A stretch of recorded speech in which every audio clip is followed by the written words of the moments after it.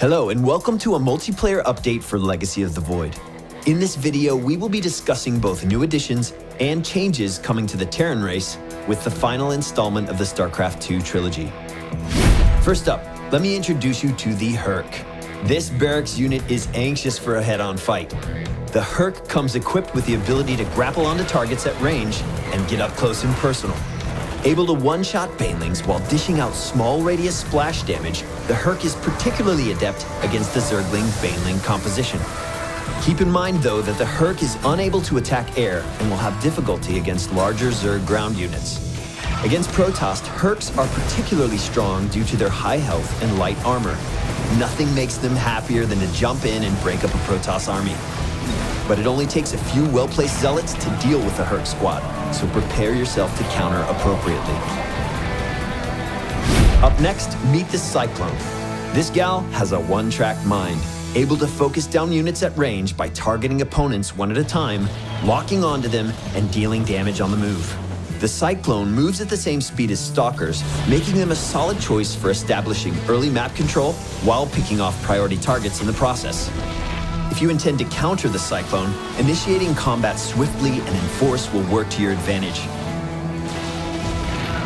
Moral of the story, if you're slow and big, you're going to lose against the Cyclone. However, there are always opportunities to counter the Cyclone's mobility. Alright, let's talk about changes coming to current units in the Terran roster, starting with the Siege Tank. You can now pick up and drop tanks while they're in siege mode.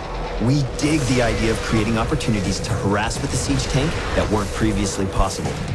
In general, we think providing more opportunities to control your army in masterful ways is an exciting way to push StarCraft 2. And now the big boy, the Thor. Thors will now be capable of self-repair. It's a pretty simple change. Use emergency repair to heal after combat, and you can bring the unit back up to full. The only drawback is that repairing a unit will prevent it from both attacking and moving. There is a whole world of creative combat options when Thors travel in groups and rotate opportunities to repair. Banshees are another unit getting some attention with Legacy.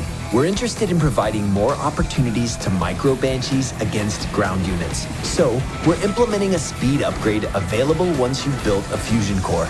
After acquiring the speed upgrade, Banshees will be capable of outrunning mobile detection units, even an upgraded Overseer or Observer. This makes the Banshee much better at surviving counter pressure that can come against harassment attempts.